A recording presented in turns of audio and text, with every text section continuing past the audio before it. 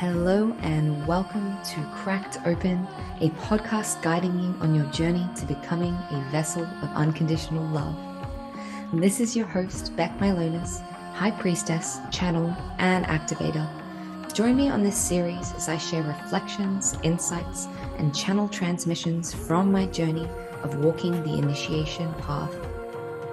Each episode is a unique transmission containing supportive frequencies to facilitate the deepest healing, activation, and reconnection with your soul.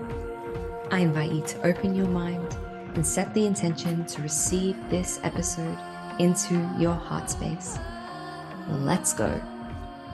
Welcome back, beautiful souls, to another episode of Cracked Open, a podcast guiding you to embody more love, to become a vessel of love. I'm really excited about my guest today. She just brings this fucking powerful, beautiful, potent energy. We've been feeling each other through socials without having met, and it's just this beautiful. I love this. This is happening a lot in my life lately, and I'm so grateful for it. So to welcome her officially before I let her speak, Alara Sage is the Oracle of Wealth, a spiritual fire starter for multi-6 and 7-figure visionaries ready to reclaim the rapture of their arousal. Even just saying that, like, woo! And embody inexhaustible wealth. Oh my goodness, just reading your posts, my whole body's like, yes, yes, yes. So welcome, Alara. Welcome, welcome, welcome. Thank you, my love. I'm so happy to be here. I knew this was going to be super delicious, and I'm excited to see what transpires. Amazing. So to begin with, I like to ask everyone who jumps on here, because my audience is not familiar with you.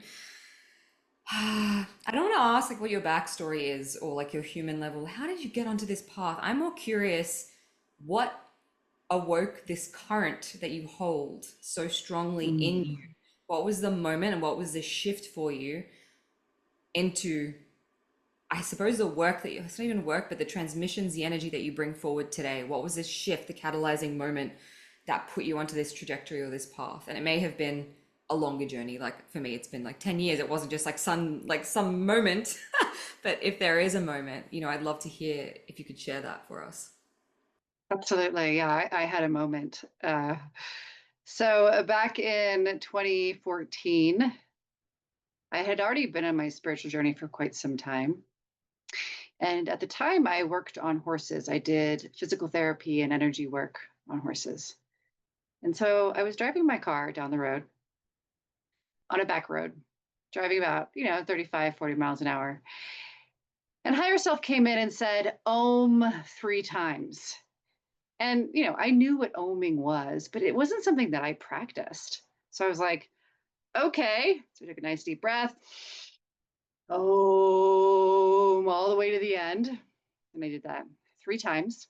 And at the end of that third Om, an energy shot through my body, out my crown, and I went into full body orgasm. And I had never experienced a full body orgasm. I pulled the car over and just relished in the deliciousness of what was happening to me. I had no idea what actually was happening to me. And so after the orgasm ended, I was just on cloud 9. I was such blissed out ecstatically. And I was like, okay, that was delicious. Thank you. And I drove to go work on the horses. I remember driving down the freeway, and when you're just so late, you have like the music cranking and you're like dancing while you're driving. And you're just Literally trying. me every day lately. I just feel like I'm gonna have a fucking accident if I'm not careful. Just like Exactly. Yeah. I'm like waving at everybody going down the freeway, and yeah, the horses loved the energy. They generally went into trance when I worked on with them, but man, it knocked all of them out instantly, deep trance all day long. Towards the end of the day, the energy started wearing off, and I still had no idea what had happened to me. And then for the following, I don't know, 5 months or so, I went through a very emotional, chaotic roller coaster ride, where one minute I was like laughing hysterically, the next minute I was on the ground crying, grieving, that I was raging. And I asked higher self, am I going crazy? And I only heard breathe and allow. And whenever I would ask, what's going on? Breathe and allow. And so I became very intimate with all the emotions that were moving through me. And then after about 5 months or so of this going through me, a book came into my lap, as it does. And it was called Kundalini Awakening. And, I had heard of Kundalini, but again, it wasn't something I practiced. And on the first chapter there of this book, it talked about spontaneous Kundalini awakenings. And that's what I had experienced. And, it woke me up to a lot. It woke me up to full body orgasm. And it wasn't that I just, had full body orgasms after that. It woke me up to the fact that that was possible for me. Because actually, sex for me had been uncomfortable. It had been like something that I really loved, like wanted. It was like I was turned on. I had high sexual energy. But then whenever I engaged sexually, it was always like, oh, wait, what?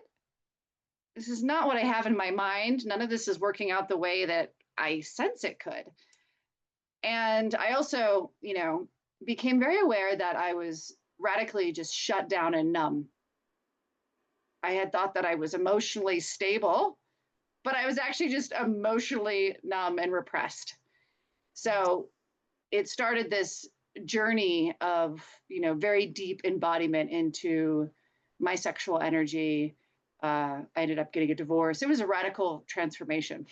Mm, wow, amazing. And I can relate because like the same freaking thing happened to me. Well, not the same. I wasn't driving along and it was like boom. I had a spontaneous Kundalini awakening I talk about in my book. Very realizing. I'm curious for you if you were grieving a lot and that emotion was coming up for me as well. But sometimes with those emotions, I was remembering like being burnt at the stake or like past life, like there was a story that came with it, like a memory. So for you, was it they were just emotions, or there was sometimes like remembrances coming through other languages? Like I'm just curious because yeah, I feel like it's an important topic when that current like awakens in us. It can bring all sorts of things. So what was that experience for you when it was like coming through? Oh, yeah, the whole shebang. It was definitely other lives. I was hearing a lot, seeing a lot. Um, and also, the emotions were of this life. I became aware that I'd been sexually molested by my grandfather. I had shut that out, I guess, completely because I had no awareness of it whatsoever until it happened. So it just cracked open, just like this podcast is called. So much information and sensation and really aspects and levels of my being. Mm. There's something else you said in there which is really interesting, and I was actually talking to someone in my DMs about this and like guiding her through this the other day around the distortions in our like sexuality before this kind of awakening. Those of us who are here to carry these currents and transmit them, I feel like a lot of us have had some sort of sexual trauma or abuse in the past. It's almost like we choose as a soul to experience that to then transmute that through love. But it's also that feeling you said of I have all this sexual energy. I'm a very sexual person and I crave and I want, to express in that way. But then it's like, oh, is that it? Right. And for me, my energetic pattern or like my pattern, my sexual pattern is energetic. So I have more wild experiences energetically than I do with the people. Like I could be fully satisfied just with the energy. So maybe let's go into that because I feel like that would really serve. I think a lot of people don't realize they're here to wield and use that, and they maybe have had a lot of sexual energy and they've been shamed for it in the past. So I'm curious, like, was this something that was always present for you growing up, or is something that you only came into awareness of later, like this, I don't know, this essence, this sexual energy? And when did you learn to like distinguish? Because I think the other thing too is like it's not just about sex, right? Like it's Mhm. creative energy. So when did that shift start happening for you of like, oh, I'm not just like an oversexed person. It's like this is a life energy moving through me and I get to cultivate and use and work with this. Yeah, definitely. So, when I was a kid, I gone back to the moment where, and I believe this is for everybody, I don't believe this is just me. My sexual energy came on at like 3 years of age. Mm-hmm. And I was taken back to that innocence, and my whole family is very sexualized. And, my brother, it was okay for him, right? He had porn magazines plastered to his wall of like naked women. And that was totally okay. But like my sexual energy was not okay. And I was really shut down many times throughout, my middle school, especially high school. And I didn't find it easy either. I had a lot of issues with magnetizing the wrong men. Guys with girlfriends seemed to really like me, and I never did anything. I never did anything. I never reached out to them. And yet the women would all come at me. I had a lot of friction. I created friction basically everywhere I went. And so, in high school, I was like, this just is not cool. And I just really shut it down because it caused me so much fucking pain. And I'm an energetic too. So I do the same thing. Like I can have wild orgasms without even touching myself. And, I don't need a partner, but I can have great sex with partners now too. But also through my process, I started opening up to, especially this one life. I've had several lives of, sexual trauma, but this one life where I was a sex slave for a like Greek royalty in his harem. And, there was just so much energy there. It was a very interesting story because at one point the mother was working with me in my cervix. And I was like reliving this life very intimately for several weeks, really releasing the shame, releasing all the energy out of my cervix, out of my G spot, all of those areas of my body. When I would engage sexually, they felt like sandpaper. They were not enjoyable. Like I was like, everybody talks about the G spot. Mine just doesn't like feel good at all. And of course, some of that was because I'm an energetic and I need very light touch for a very long time. And then it can get quite intense. But it was also this trapped energy around these lives. And so one time I was working in the cervix, working with, these stories of being a sex slave, right? That my food, my well being of all kinds, my security, my safety, all of that came through sex. And it wasn't just that, it was a harem and there was competition. And I was really good at what I did. And so I was really good at it. But then it like placed me against the other women. And so it was like this, well, if I'm really good at it, I get taken care of even better. I get even better things, but then I separate myself from the other women. And eventually, my mother was in that life as well as one of the other harem girls. This is where the story gets really interesting. And eventually, I escaped and I asked her to come with me, and she didn't come with me. And I gained freedom, and I had no food, and had no shelter, and I was scared. And so this concept of freedom didn't feel so free. And just the like radical distortions of all of that, right? And so I'm working in the cervix for weeks, and my father calls me and he says, I have something to tell you. And I said, yeah, what's that? And he said, your mother's been diagnosed with cervical cancer. And I'm literally working in this life where she was in that harem. And yeah, I didn't even know she was sick because it's very aggressive cancer. And I was like, oh, I know exactly why she has cancer in her cervix. I told my mom everything. I told both of them everything. She's in remission now. Amazing. But after releasing all of that and with my current partner, we spent a lot of time in sex just slowing way down and me screaming, me beating the bed, me doing whatever I need to do in that moment as he touched me to release the energy out of my pussy. And there was a shit ton, and I'm still working through some, but I mean, just the amount of screaming and rage and pain that I had to go through to establish pleasurable sensation there again was pretty extraordinary. Thank you for sharing that because yeah, I literally like had a conversation with someone the other day and she was saying like, it's not enjoyable for me, it's painful, like I don't like it, but I feel this sexual energy and I don't know. And it's like, yeah, you got to move through it and those edges and the grief it's a grief from past lifetimes, especially if we have this energy to have been concubines, for me, it was clearing up a lot of like sex priestess lifetimes and using my body to transmute like war trauma for men and that sort of thing. Holding all of that, it's gross. And like other things like breeder contracts, which we're not going to even, blah, just makes me want to vomit thinking about it. But when we have this energy, we usually carry lots of distortions from previous lifetimes. So thank you for sharing that. Such a beautiful example of, yeah, it's like work. It's work. It's not just like, boom, I'm orgasmic all the time. It's like, no, we've got to descend into the depths.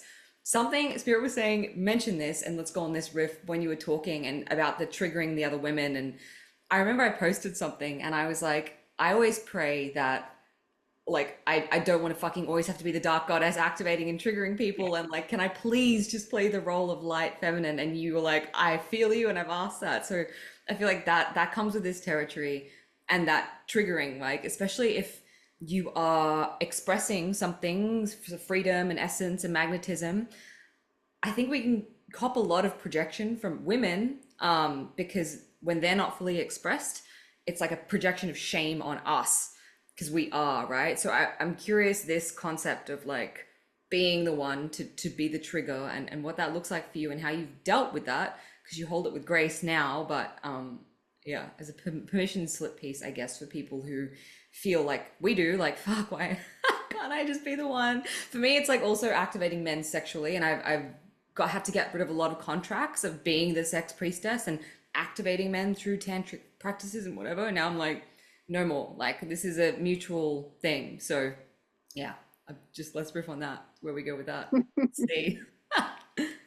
Yeah, I mean, definitely, when I was younger, I can see now how distorted I was, right? When I would trigger other people, it wasn't intentional. And when I would trigger them, I was kind of like, fuck you, because I didn't understand what was going on. And I didn't hold a lot of compassion for it because I didn't understand it. Like I was just walking around and I was like the woman who you walk in the room and the other women hate you for no reason. I mean, I had literal women bullying me for like no reason whatsoever because of their men, essentially. Um, and, and I used to hold that as this resentment towards them. And kind of like a middle finger, And through this process, as it opens her heart, I've just grown so much compassion because the only reason I would ever trigger anybody is because they're in the pain that I've been in, or, in some level or similar pain. They're in pain. I had an experience where when my partner and I were living in Colorado up in the mountains a couple of years ago, we didn't have air conditioning because they don't have air conditioning in the houses there. And it was it's hot enough to need air conditioning. And so we had our windows open. It was nice. And, we engaged sexually, and the houses are not right next to each other. They're quite spread out. But we received this handwritten note in our mailbox from our neighbor women. A woman wrote it saying basically, when you engage, can you close your window, which is fine, but in between her letters, in the energy coming through the ink, was this ache. Oh, God, my heart. Yeah. Of hearing me in full body, primordial energy and desiring that for herself. And it was incredible to experience that and just feel nothing but absolute love towards her. And so when you wrote that the other day, I've said it so many times how I would love to be, the blonde-haired, blue-eyed, light feminine.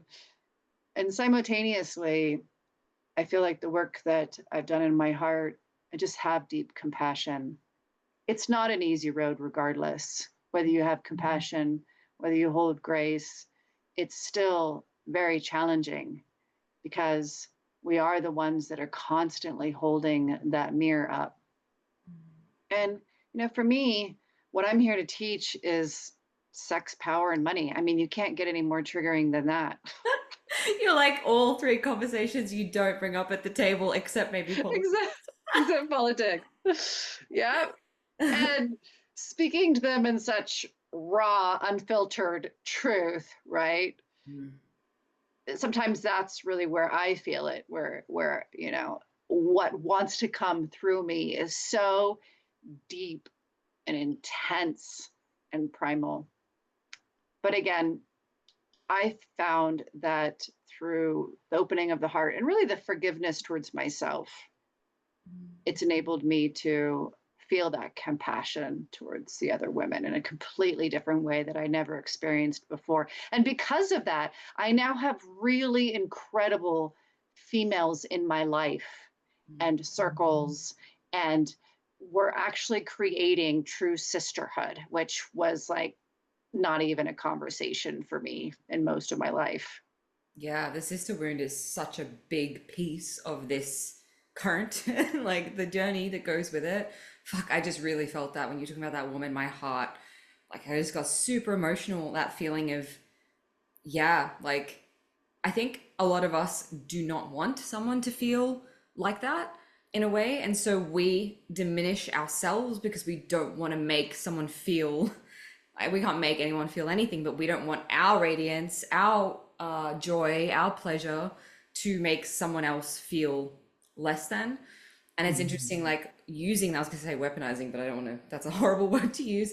Like alchemizing that into my expression can inspire, like it can inspire. And it's brought me to many times when I've been practicing like dance or my embodiment practices are pretty wild, like I'm sure yours are too, in public spaces. And I used to have a lot of like, can't be doing this in public, like people are gonna think I'm a fucking nut job. And now I'm just like, fuck it.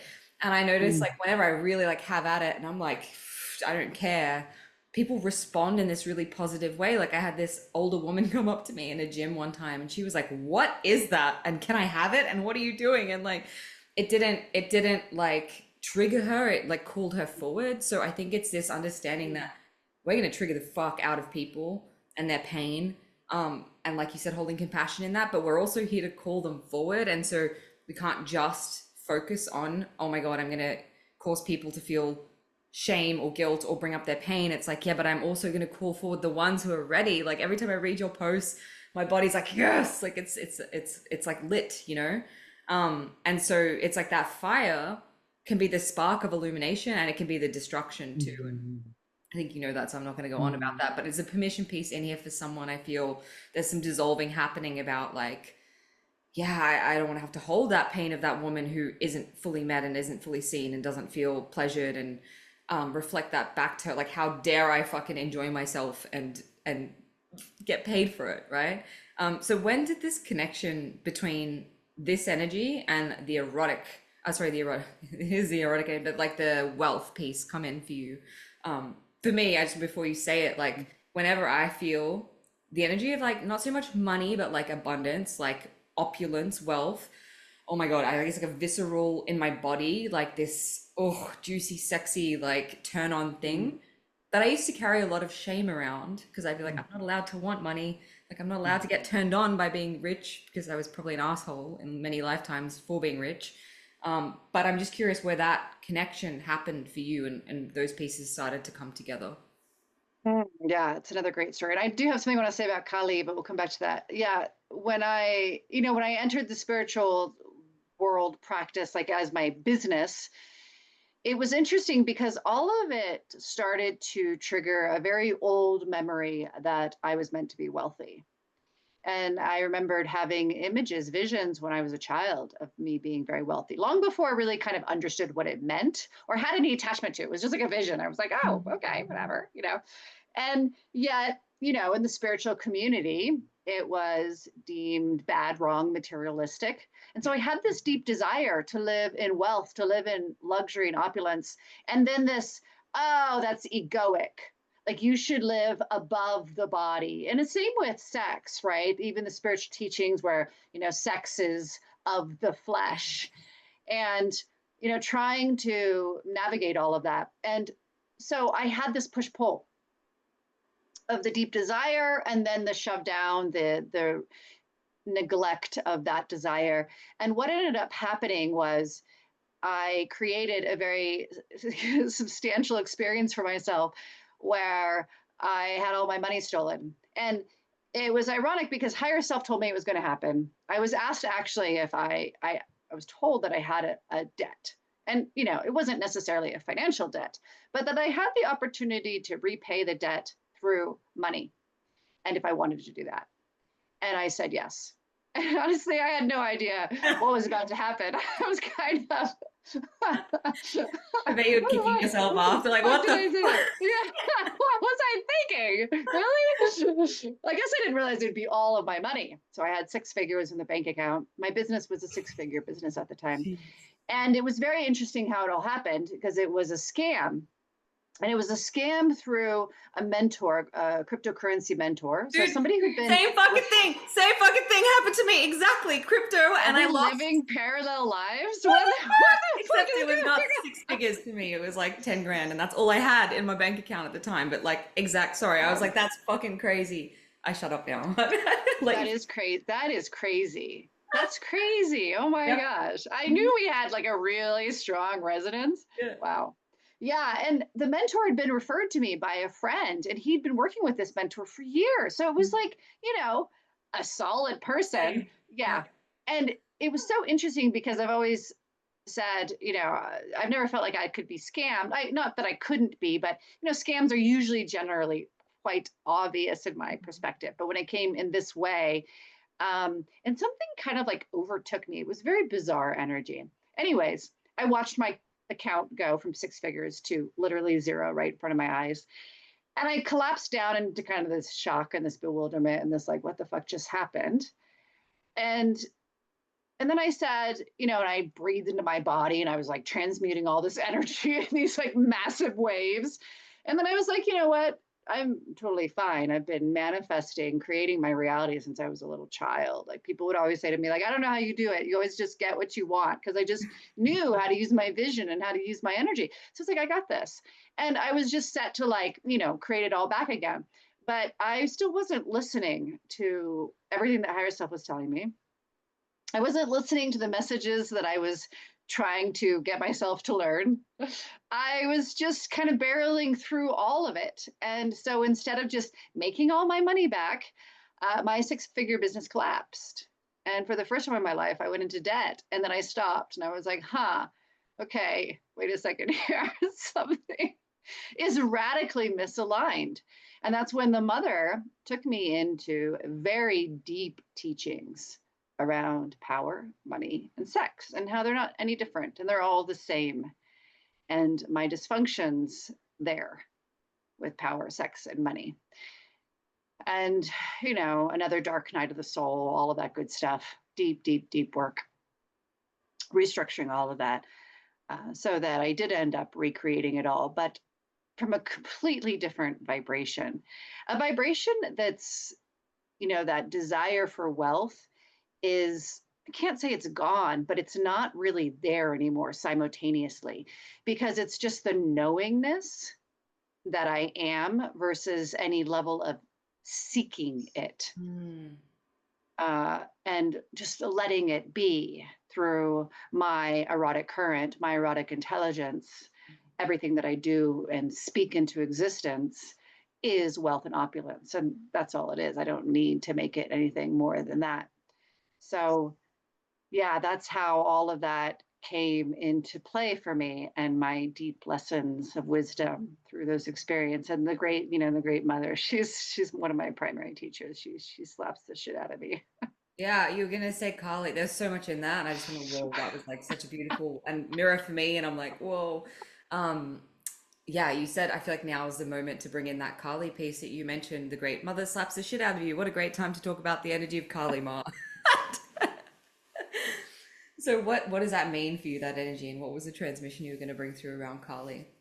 Yeah, so Kali was one of the first deities that really came to me and blew open my toning and my speaking in tongue and all of that. That's a whole long story, but I always feared her, to be honest. She's intense, right? And it took me many years of embodiment work with her to even really understand where she was really coming at.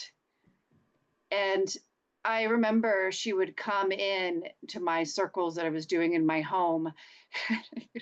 All this shit would come out of my mouth and channeling all this energy.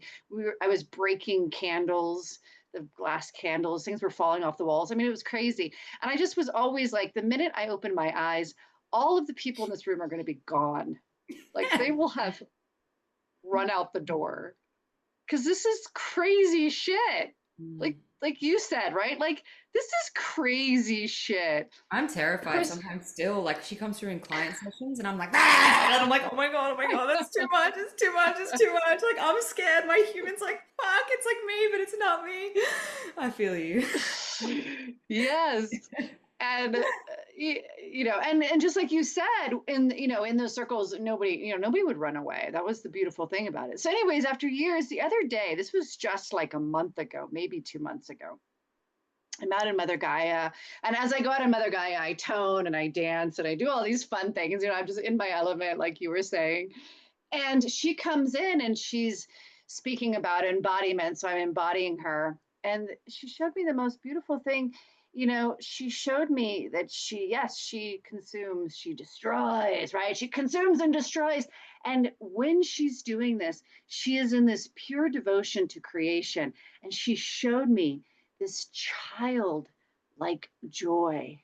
And I was like, I was bawling. Tears were just streaming down. I had never, and still to this day, it hits me. I had never seen Kali like that. And she showed me her innocence and just the pure pleasure of it. And she didn't care. She didn't care that she's been labeled demonic. It didn't matter. None of it mattered to her because her only devotion was to creation. And that was her role. And she danced and she played in that energy.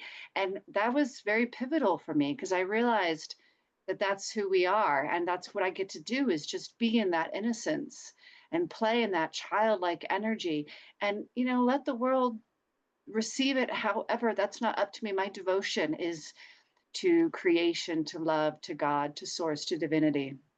Let me ask and let me guess, sorry. I'm sure I don't know you that well, so maybe not, but I'm sure you're a creatrix and you have like a million different ways you express that. Like for me, I write books, I sing, I create music, like I do a bunch of different things. For you, is it like any way that creation can come through and move through you? Like, do you have a bunch of random like artistic talents and ways that it comes through, or what's your favorite method of creation? I've always not thought of myself as very artistic, interesting Okay. enough, but I am. I don't, I like paint, but it's not like it's for me. Mm-hmm. And when Kali first broke open my voice, it was very challenging for me because I'd always been told I was tone deaf. Right. And so I was like, well, I can't sing. And she's like, this isn't singing. Just open your mouth. I So was like, funny. okay. Yeah. So, the toning I prefer to call it speaking in tongue. That's what resonates with my body. That is one of my most favorite places to play with the moving of the body simultaneously. Mhm. I'm a very strong writer, a very strong creator, just artistically in general, imagery, these kinds of things. And yeah, so definitely a very high level creatrix. I just wouldn't say it comes through like music Mhm. um, and, an art in that.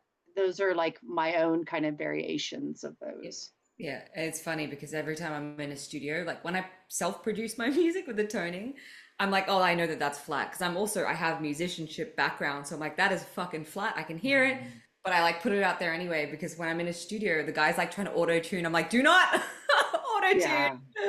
That like you need to Yeah. understand this is healing music, man. It's Yeah. not like top 40 shit, like So I Yes. hear that, and I feel like a lot of us Yes. have it wants to come the toning, the singing, the it's like vibration, right? For healing and activating and Mhm. whatever, but we judge that because it's not classically good or trained or whatever, we like shame it. So it's funny because for me, I have all these different expressions, but my music is the one that I'm the most precious about. Like I'm Mm.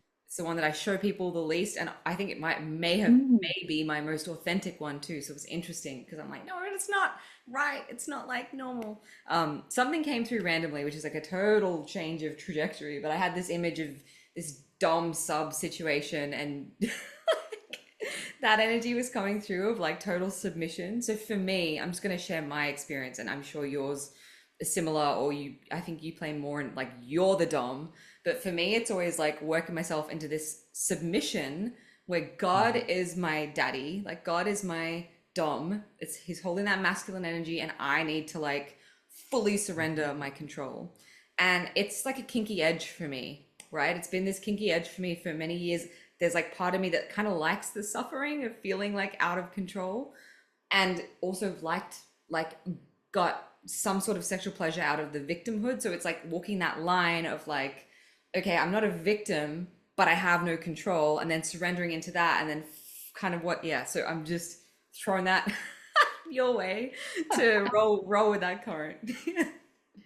Yes, I actually really love both of them, and I feel that we need both because it's power. Dom sub is just power dynamics. Yeah. And oh my gosh, again, like another topic, right?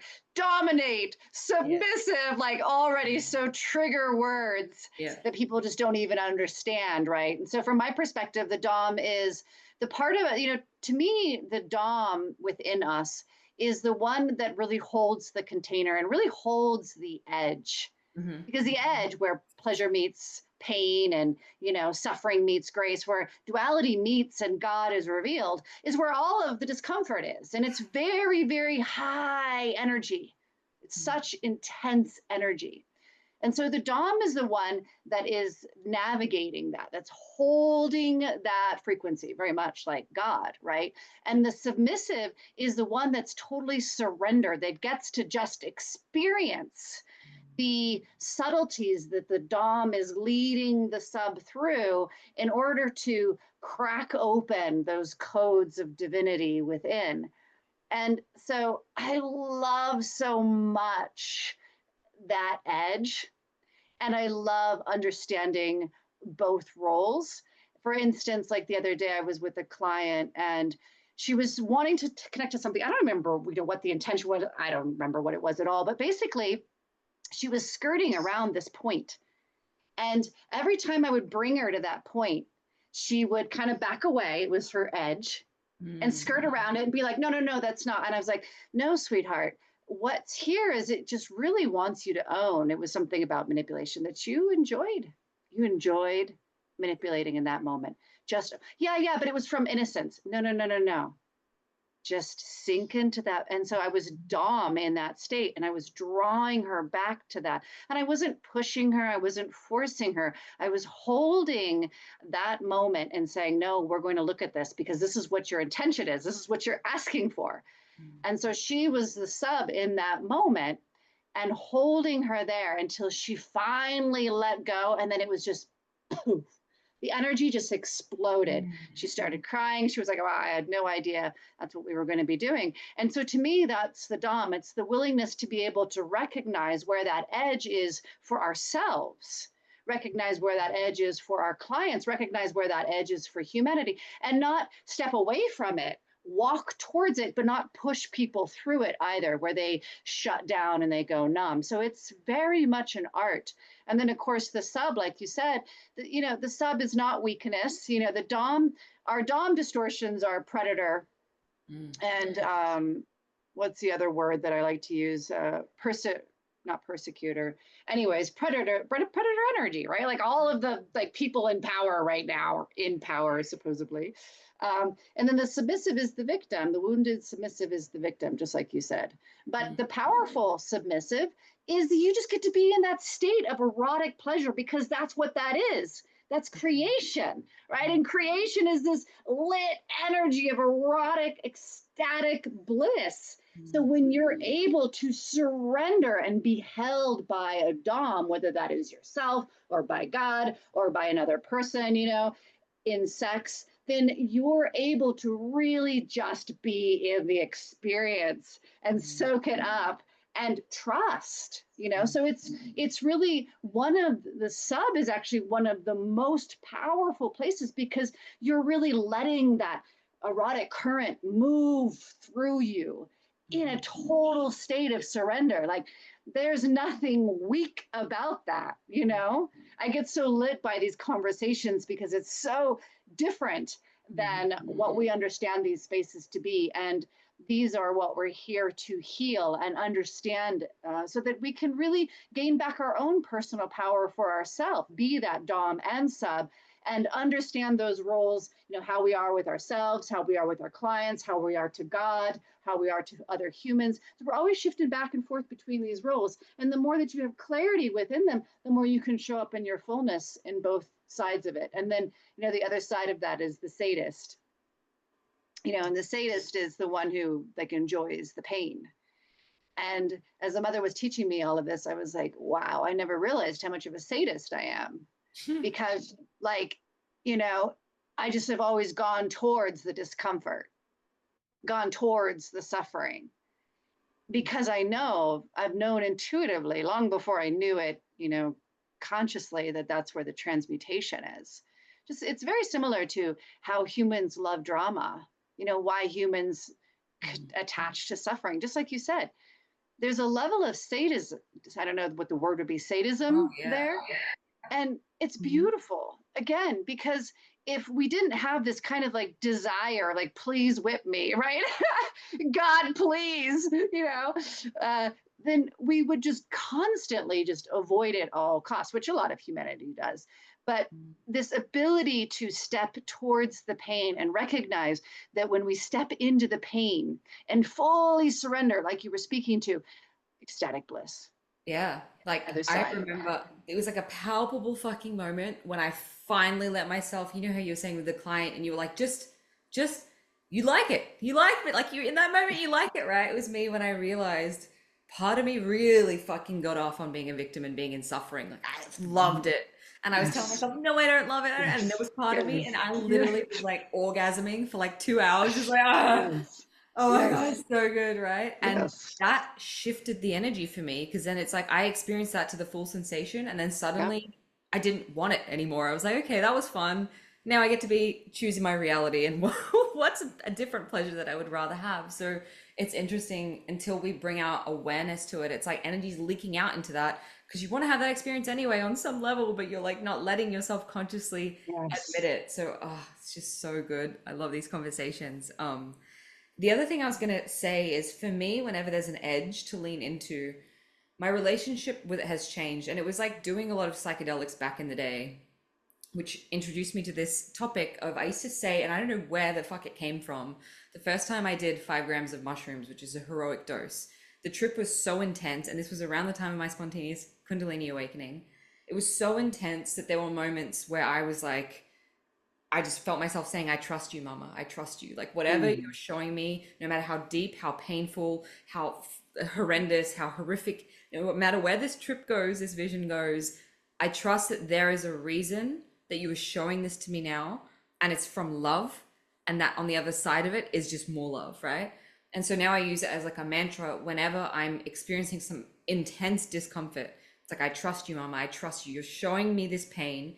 You're taking me to this edge. You're taking me into this sensation in its fullness, because underneath that pain or that resistance or that fear or whatever it is, it's just more love. It's just more aliveness, right? And I think because we resist the discomfort of it and fucking going there in the sensation, we miss that offering of more love. And this is something else you posted, and I was I read it, and I was she understands, because it's God is in that moment of suffering. And you said this, that grace is felt in those moments of intense suffering.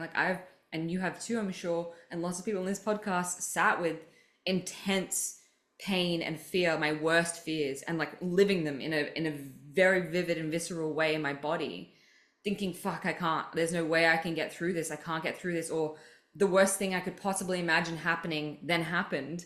So I could sit in the sensation of it. And like you said with the money, and just be did I die? Did you die there? Right? Because on the other side, it's just love. And you're fuck, I had all this fear about this like terrible thing that I was so afraid that I would finally meet someone. This was like I had this karmic relationship a couple years ago, and I write about it in my book. I'd always call in these soulmates and karmics that we had this connection, but it was never a thing. Like they never were able to meet me or love me back. And I had that, like, I kept them at arm's length because I couldn't bear the weight of losing someone I loved that Mm. deeply.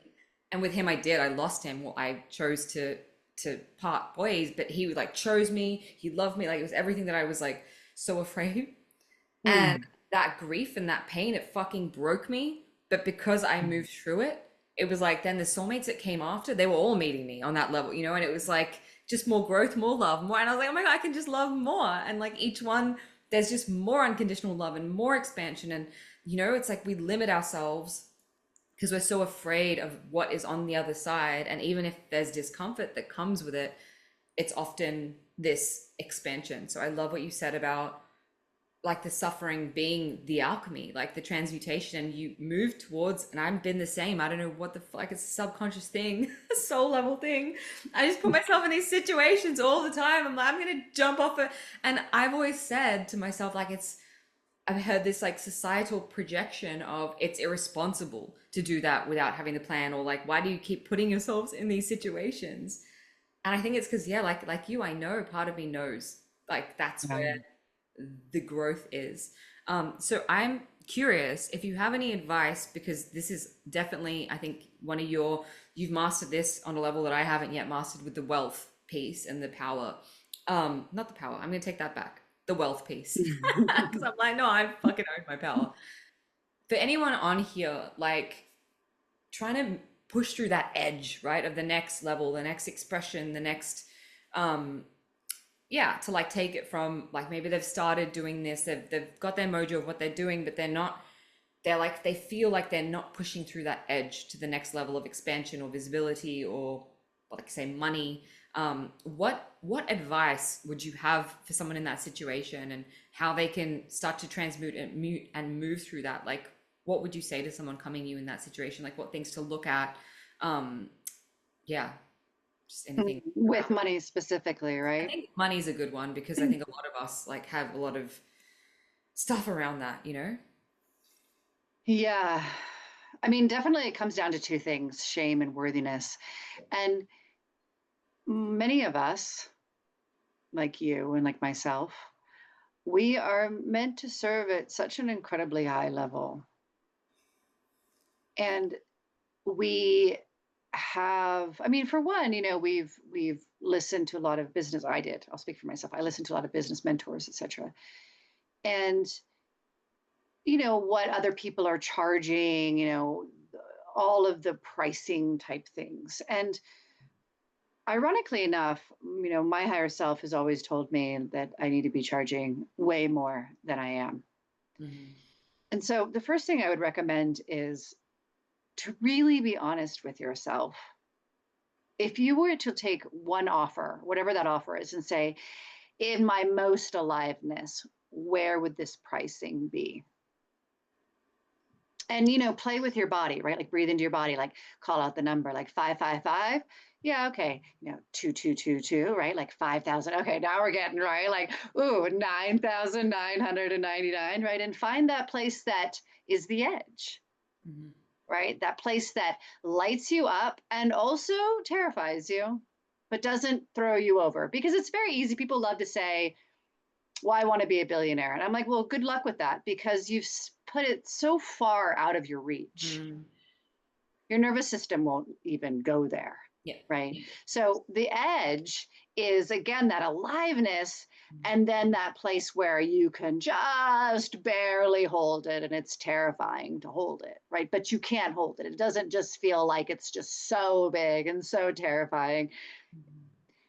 And that's where you want to really start stepping to. And it requires us to say no to everything other than that.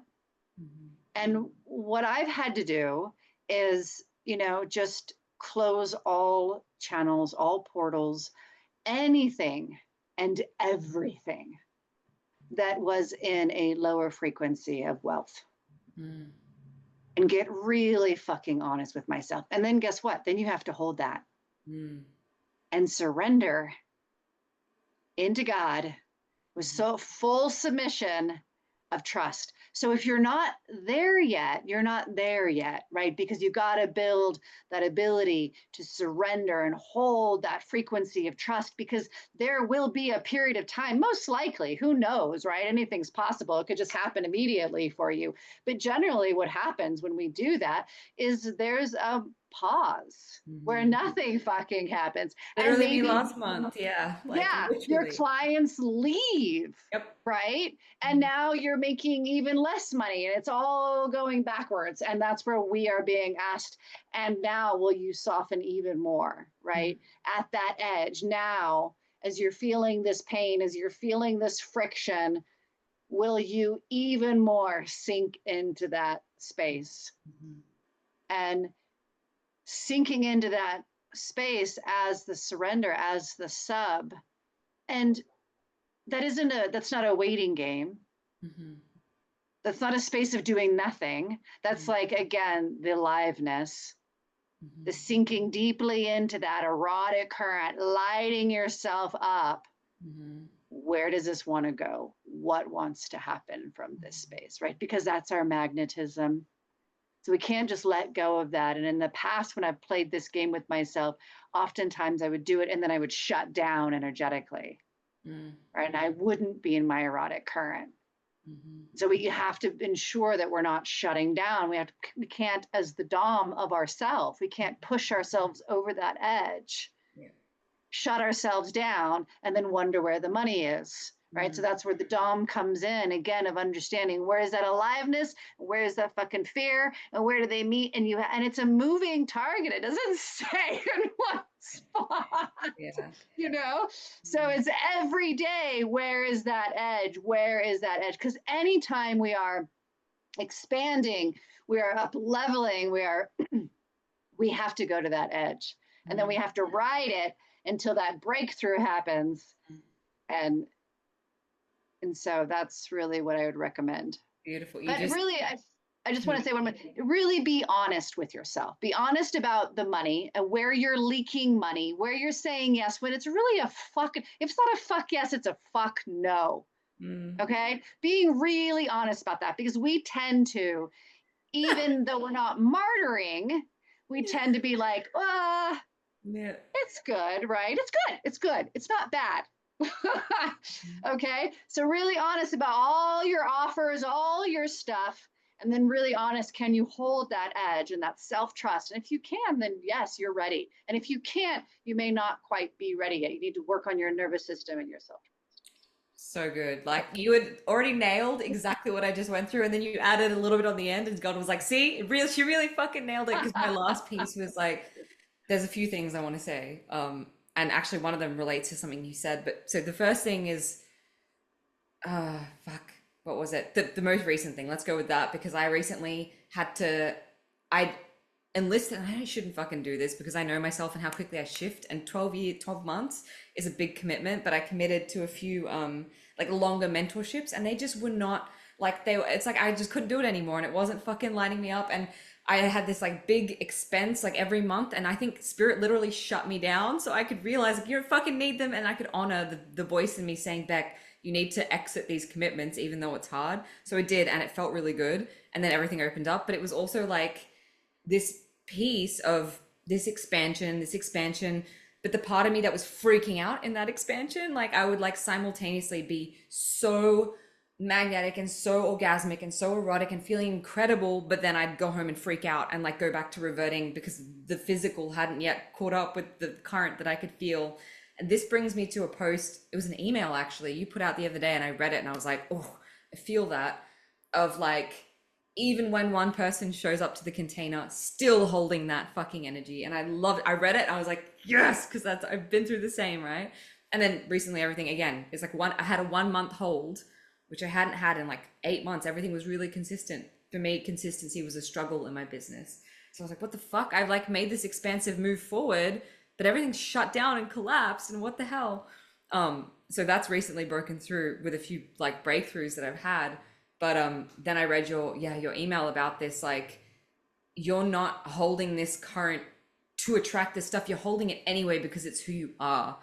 and that like even if one fucking person is in your container and signs up, I still know my power, I still know my erotic current, I still know the truth of who I am. So I just feel like a little riff around that to like close all of this up is really potent. And yeah, just like maybe you can bring through that transmission in a more clear way, because you know the email I'm talking about where you're like, I had one woman sign up to my thing and I still like I'm still, yeah, because I think we shame ourselves too around that. Like my, yeah, when my mystery schools don't call in, like I think it's gonna call in all these people, then there's like three and I'm like, what the fuck is wrong with me? I feel so energetic, like I feel like it's so powerful, I've got all this energy moving through me, and then one person shows up, like what the hell is, you know? So yeah. Blah, blah, blah. Yeah. Yeah. I mean, there's so much there from my experience because that was always hard for me. I mean, even outside of this whole business thing, I remember when I was in high school and I would throw parties, you know, I was always like, oh, is anybody going to show up? You Yeah. know, and that feeling, and then people would, but there was always that fear. And so when I started, you know, my business and launching, and there was that fear of like, is anybody going to show up? And then I had to really address that fear and like not care anymore. But then that came around the other day because I've had, you know, plenty of, not, I wouldn't say extraordinary numbers, but I've had no problem with numbers whatsoever. And the other day, you know, and it was so interesting because higher self literally said, or the mother actually said, just put it's this power program. She said, just do it for yourself and put it out there. It's like she was warning me. And I was like, of course, mother, of course I'll just do it for myself. Of course, right? And I put it out there, and, you know, 1 week, nothing. And at the end of that week, one person signed up, and I was like, okay, great, you know. And then the second week started, and I felt fine until that second week started. And all of a sudden, that gripping, you know, feeling in the sacral and in the nervous system. And I was like, oh, wow, okay, you know, what is this? And it was this performance, right? That this program, this exact program, is speaking to power and magnetism and all these things. And what an embarrassment, right? Because you only have one person, so you better get on it, and you better start like hustling. You better start getting the numbers up. And I was like, what? That's not even in my vocabulary, right? So really had to address that performer in me that all of a sudden needed to just get numbers to make myself feel better. No, thank you. Right? Like, I'm not going to do that. So really breathing into that. And what was it that even like transmuted it? I think I was out in Mother Gaia and just being with her and really being with the energy. I feel like there was something there, but I don't remember exactly. And after I transmuted it, just really calling in that, no, this is what I am. And it's irregardless, right? It doesn't matter how anything shows up. Because the truth is, and you know this so deeply, for one, we're initiated into our own fucking programs. Yeah, literally. I literally just went through another like 100%. So it was more for me than, I mean, there's people in it as well, but I feel you. It's like absolutely. Yep. I mean, I have one priestess program I ran, like, I've gone through it like 9 times. I mean, taking one-on-ones through it, taking groups through it, you know, it's like I'm continuously, it's not like I just went through it once. Like, she keeps initiating me through it. And so here, this, you know, we have to look at like what our offers are. And one of the things that I have learned through this, and I want to bring it here, is I do tend to jump on things before they're fully ready. So one of the things that Pussy just taught me, and this in the Oracle group that I have, we embodied Pussy, and oh my God, she took me to a whole nother level. She mic dropped me many times. And one of them was, just be in the fucking erotic creation of it. Be in the turn on, in the creation. What if you never actually put it out there? What if you were just in it, turned on, teasing the fuck out of yourself? And it really lit me up because I've always really loved tease. And I've had to really teach men that because they don't understand what to do. I'm like, no, just tease me, please. It's that build up, right? That build up. And she's like, what if you were just so immersed in it, so aroused in it, that you just didn't care if it actually ever was created? Mm.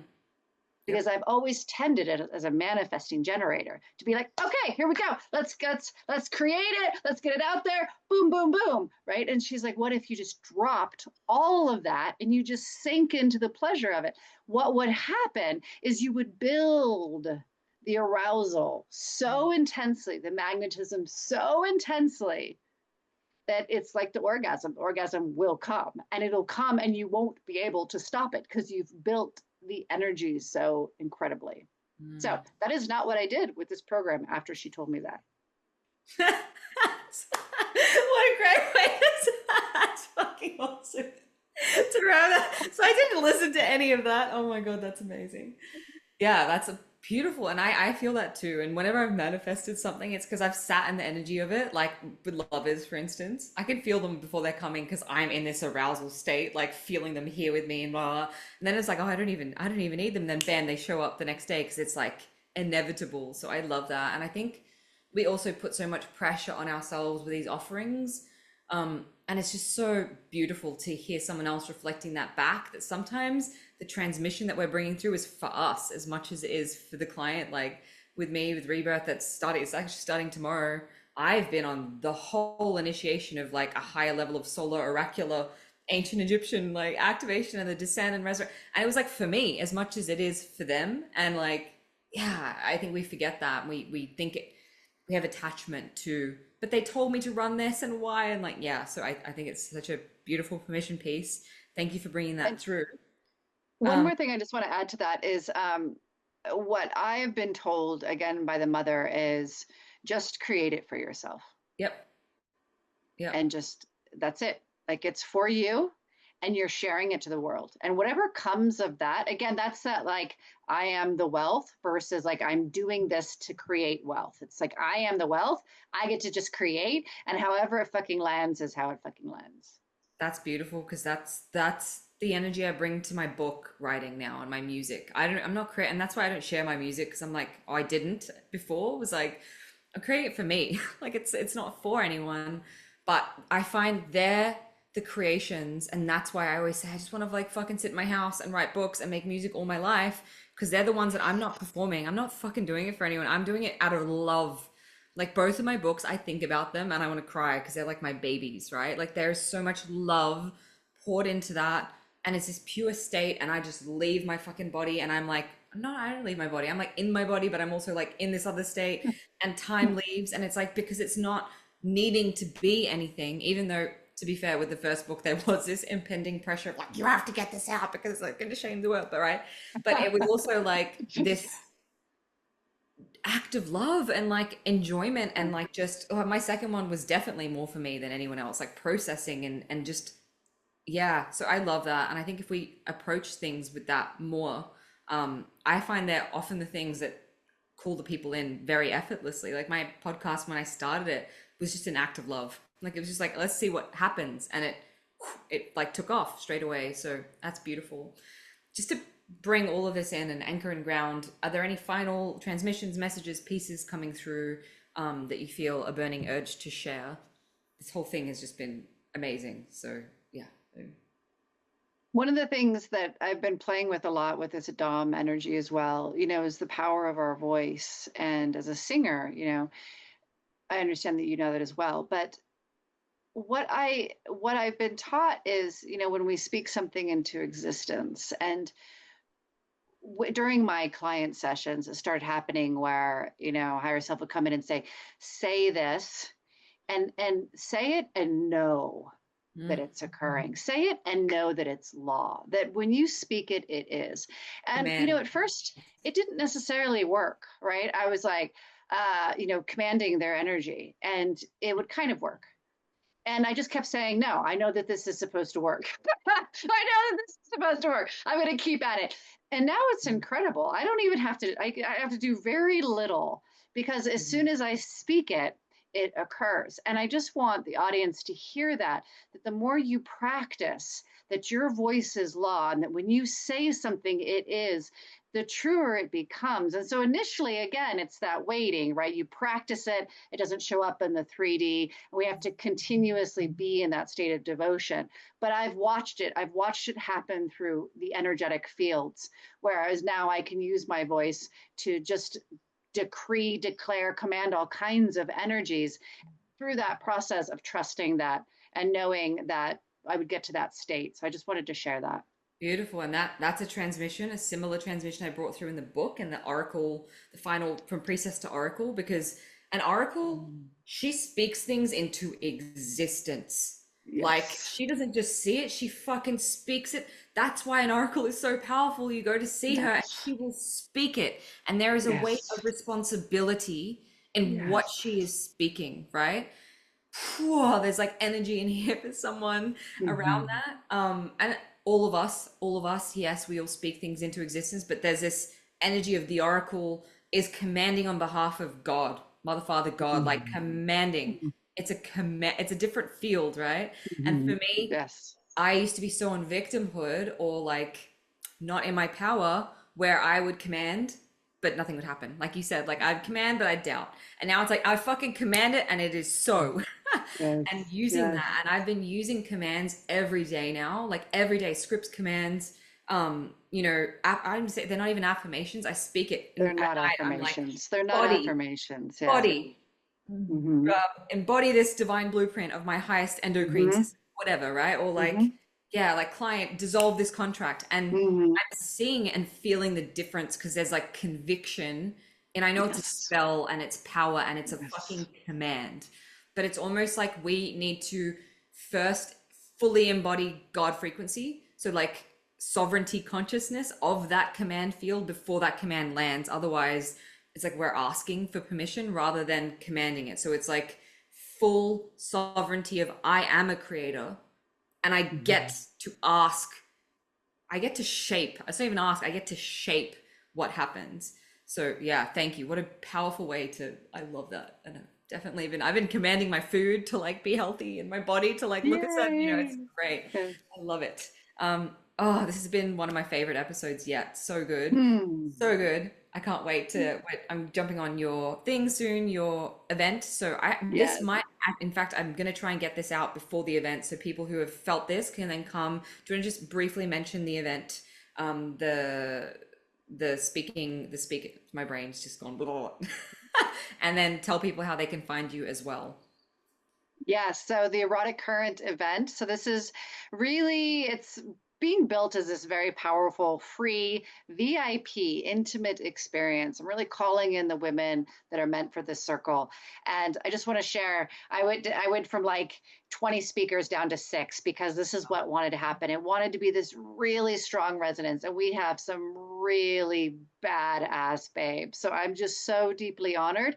And the experience is for female visionary entrepreneurs who are seeking what we're speaking about here today, that want to understand how to create profit from pleasure, how to have their messaging be that decree, that command, how to connect to their sovereignty and birth their offers.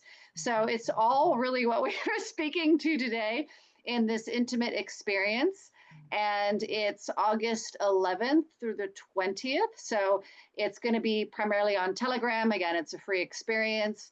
And it's really going to help them connect because these are going to be all be activations. You know, this is not just a come and learn. This is a come and be activated by these beautiful women who are embodied in what we are teaching. So they're absolutely going to receive codes and activations throughout the entire process.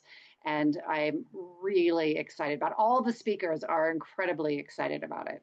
Amazing. Yeah, I'm literally think as soon as we get off, I'm going to record mine. Like, I feel like I'm feeling the energy. I'm like, I'm going to just do it. Let's go with it. I had a plan to do something else, but I'm like, nah, I'm going to go with it.